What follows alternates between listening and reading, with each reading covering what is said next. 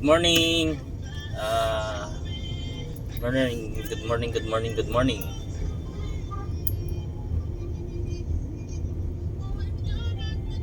Hello guys, araw ng Sunday ngayon. Medyo matumal pag umaga. Isa na namang paalala tayo sa mga lahat ng Grab driver na baguhan. Lalo na yung mga natutulog diyan sa labas ng airport, sa Terminal 3, Terminal 2. Ingat-ingat po tayo. At baka kayo yung matikita ng LTO dyan.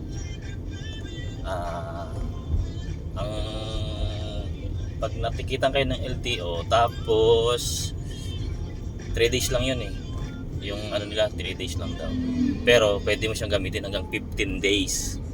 Ngayon, yung ticket mo 3 days lang kailangan maano mo na. Wala namang penalty.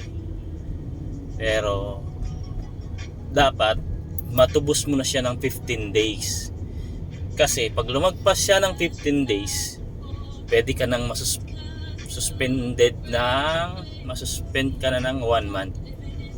Kung kailan ka nagbayad, sa next month, ganung araw ka rin babalikin ka nila.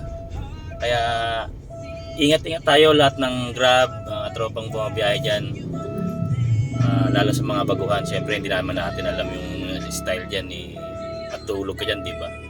Kaya pag nahuli ka, tapos LTO yung ticket na tinikit sa'yo, kailangan matubos mo na kaagad. 1,000 mahigit yun guys. Yun lang, paalala lang sa mga lahat ng ingat-ingat sa lahat ng 2 wheels ulit. Lalo na kayo kasi madalas mabasa ang daan ngayon. Have a nice day. Ingat lahat mga paps. Huwag mainit ang ulo pag traffic at kung sa gitgitan. Thank you.